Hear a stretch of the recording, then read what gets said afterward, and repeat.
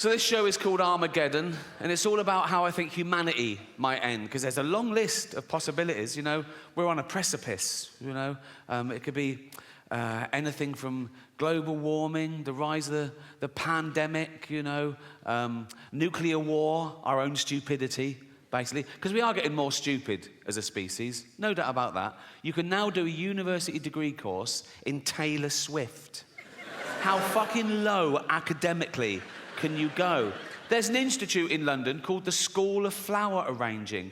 I went past it, I couldn't believe it. School of Flower Arranging. I looked in, and there's people having lectures.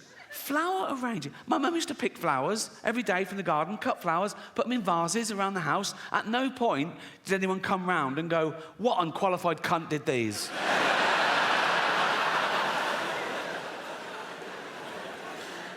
Yeah, the Earth is in a terrible mess, and it's my fault, my generation's fault, and the generation before, the boomers, with their deforestation and their fossil fuels, ruining the ozone layer, raising the temperature by a few degrees, so parasites, you know, bacteria, and these zootropic pandemics are just going to get worse and worse. Like, if you're 20 years old now, you're going to have a very different middle age to me. I've had the best 60 years of civilization, right? But if you're 20 now, in 40 years' time, you're going to be in your house wearing a mask, crying. Like you do now over jokes.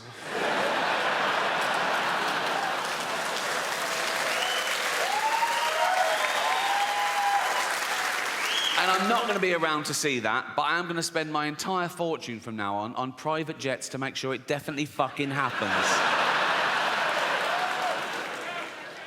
We're going to be the first generation that future generations are jealous of, right? Because we had it all, and we're using it all up. We're using up all the fresh water. We're using up all the fossil fuel, right? Usually you look back in history and you feel sorry for it. You go, oh, how did they live like that? Oh, how did they get around? No indoor toilets. I've got 9 Homo sapiens. We've been around as hominids for a few million years. And of course, along with every other life form that exists at the moment, we've been evolving for 3.5 billion years. Everything that exists at the moment all came from the same little blob of organic matter 3.5 billion years ago. That's why it annoys me when people say, oh yeah, humans, we're the most evolved. We're not the most evolved. We're no more evolved than the slug or the snail. People go, oh, come on, look at them. Yeah, they got it right early doors. Nature keeps testing them. Do you want eyes? No. Not really. No. I have noticed one thing about the slug and the snail. Let's not split hairs, let's be honest. The snail is basically a slug with a shell on it, isn't it, right? But if you pull the shell off the snail, it starts giving it all, oh, I'm dying, I'm dying. And the slug is like, welcome to the real world, cunt. You know? So yeah, we've been around for about 300,000 years, and for most of that time, we had the same life expectancy as every other wild ape, 35, 40, if you're lucky. You're born, you grow, you mate, you're playing with your kids, you get a cut, you go, oh, what's that, dead? Right? But now with antibiotics in medicine, we've pushed that forward. A child born today can expect to live to about 100. And scientists said soon that'll be 120. And science also said that in the near future, there's no reason with proper care and attention that human beings won't regularly live to 150 years old, which is amazing until you remember that we get a set number of brain cells, right, which we only lose. You can't get them back. So in the future, there's going to be 15 billion people on the planet, you know. Half of them are going to be over 100, and they're all going to have Alzheimer's. It's going to be like Dawn of the Dead. It's going to be fucking horrible. You know? My auntie died of Alzheimer's. I don't know how you die of Alzheimer's. She forgot to live. Right? And for the last couple of years, she was in her home, and my cousin, her only kid, used to visit her like once a week, and it got more and more depressing because soon she didn't recognize him, and then she didn't know who she was, or, you know, and then she died. And at the funeral, we were sort of reminiscing about the good days, some of the funny, absent-minded things she said and did, and we realized, oh, probably that was the beginning of the disease before it was diagnosed. And this is a true story. Once, my cousin went home from work, and he went in, and she went, your tea's in the oven, I've had mine already. He went, oh, cheers, Mum. And it was like a fish pie, right? He ate the fish pie. Then he went, oh, God. He ran upstairs, vomited, went back down and went, Mum, the fish is off. I've just been really sick. And she said, yeah, it made me really sick. I don't know how humanity will end, as I say. There's a long list, everything from, I can't believe nuclear wars back on the table after all we've learned. But I think maybe the rise of the pandemic where parasites and microbes and bacteria and our antibiotics fail, or maybe those things that happen, but we're sort of evolved through it. Like, we'll find out there's pockets of sort of mutant people around the world that are slightly resistant to radiation and slightly resistant to microbes, and we'll sort of start again. Because we don't really understand the mechanism of human evolution since civilization, because it's never been based on, you know, survival of the fittest, where fittest meant just the biggest, strongest male gets to pass on his genetic material. There's other paradigms, right? Nature is brutal. Sometimes it is the biggest, strongest male that gets the female, and even then, she has a litter. If there's a runt, she goes, fuck it, kill that, eat it, share it out amongst the rest of us. Now, we don't do that in human society. We go the other way. We spend more time and care and attention on the weak and the vulnerable to give them a chance. Like, if you're a father and you've got 2 kids, you've got little Timmy, who's 6, right? You've got Jack, who's 8, and you go to little Timmy, you go, Timmy, what do you want for Christmas? And he goes, motorised wheelchair. Ah, I promised Jane I wouldn't do the voice, and I fucking forgot. It's too late now, isn't it? What do you want for Christmas, Timmy? Motorised wheelchair. Right, well, they start at $2,000, so fucking hell. What do you want, Jack? Just a tennis racket, please, Dad. Oh, good lad. How is your tennis? Best in the school. Oh, you... Good. Also a ramp. Fuck me. What, so now we're doing fucking building work at Christmas, are we? Fuck me. Oh, sorry, Jack, can't afford your tennis racket. We've got to spend all the money on a ramp and a motorised wheelchair for this money-grabbing little fucking... Why do you need a motorised one? No arms. That's fair enough. That is fair enough. I can tell some of you feel a bit uncomfortable laughing at little Timmy, who's a little 6-year-old lad. He's got a funny little voice because his whole chest is all fucked. Got no arms, no legs, just like stumps, right? But let me tell you something about Timmy to make you feel better about yourselves. He's a fucking racist. Yes. Horrible little shit, he is. You little fucking bigot. You disgusting little fucking racist, you racist scum, you filthy little fucking, you fascist, you fucking, you disgust me.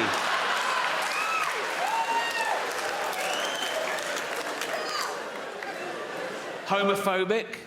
Yeah. He's like, they're not like us.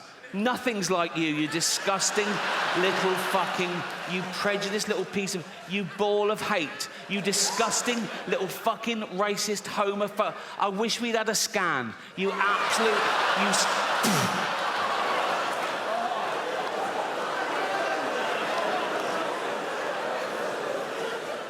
Misogynist. If he could, he'd rape. There's your little Timmy.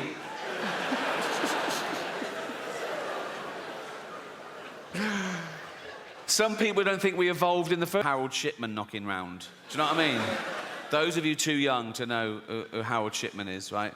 He is our most prolific serial killer, right? He killed 300 people. He killed old people. That's my point. He'd have his eye on me, go, oh, give him a few more years. And he was a doctor, right? But the reason you haven't heard of him, right, is because he never appears in those lists of the worst serial killers. And he was...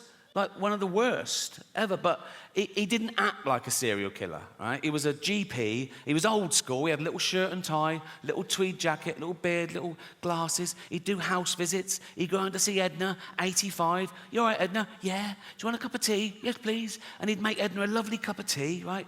Then he'd just put her in a lethal amount of opioids, right?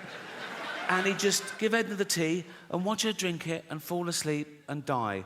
And that was it. He didn't even masturbate. You know, yes, it is a waste, sir, yeah.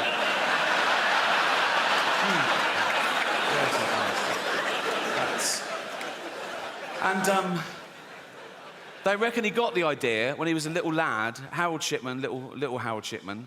He watched his mum dying of lung cancer, being given morphine, and somewhat triggered him. He thought, I'll grow up, become a doctor, and I'll do this.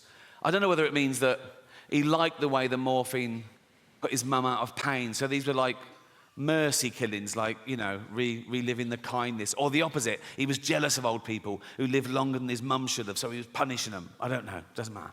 Actually, it does matter, because if you can really understand... I was doing an interview a while ago. I don't think the journalist liked me. He asked me this question. I thought it was rude, right? So I gave a fake answer, right? He said, so what have we got planned for your funeral? And I went, I want to be fed to the lions at London Zoo. He went, really? I went, yeah. I want the zookeeper to take up my big, fat, dead, naked, bloated body in a wheelbarrow, right? Just dump it in the lion's den, doof, like that. Loads of tourists going, is that the bloke from The Office? Like that, right? And then 2 big lions come out and just start eating me. And lions, they start with the soft bits of the body to get inside to the rib cage. So they'd probably get a testicle each, wouldn't they? Because that'd be the easiest of it. By then, my testicles would be about a yard apart, so that'd be easy. They just start eating towards me. Like Lady and the Tramp, really romantic. So I said that as a joke, but he totally believed me. So much so that when he was writing up the article, he called London Zoo and asked them if that would be allowed, and they said, no, of course not, right? So when the article came out, the headline was, London Zoo refused Ricky's request to be fed to lions. Like I'm a fucking psychopath. My point is, you can't worry about what happens after you die. I looked up one film on here, Schindler's List.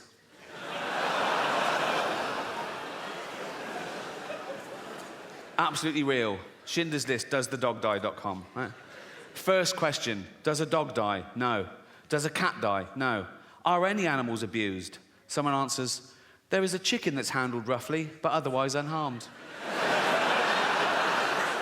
Now, I love animals more than anyone I know, but if I was Jewish, I'd be slightly offended by this avenue of questioning. Imagine that in real life. Imagine someone says, oh, yeah, my grandparents were murdered by the Nazis. You go, oh, what happened? Oh, they were dragged from their house and sent to the gas chamber. Oh, was a chicken hurt? What?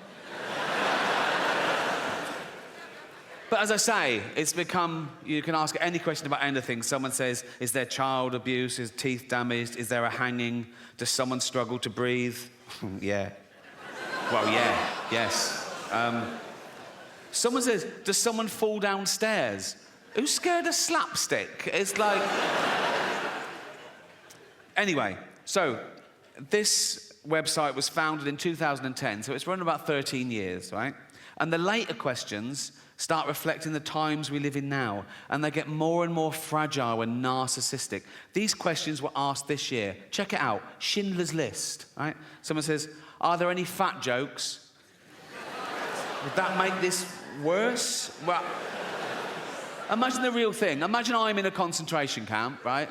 I'm naked, everyone around me is naked. We've got a commandant herding us towards a gas chamber, and he goes, move it, fatty, right? And I go, rude.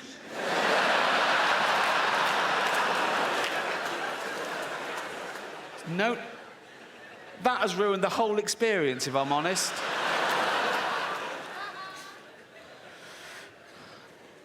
Someone asks, is there hate speech?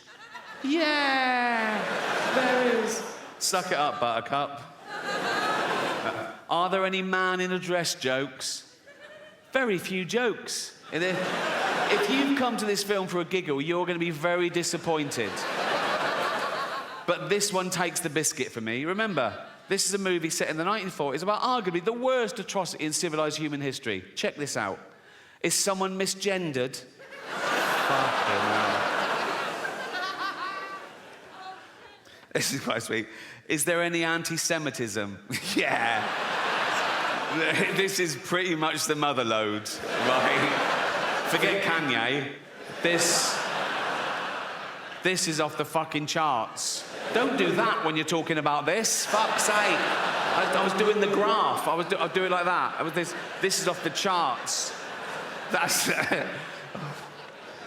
Wouldn't things have been different if that was Hitler's salute?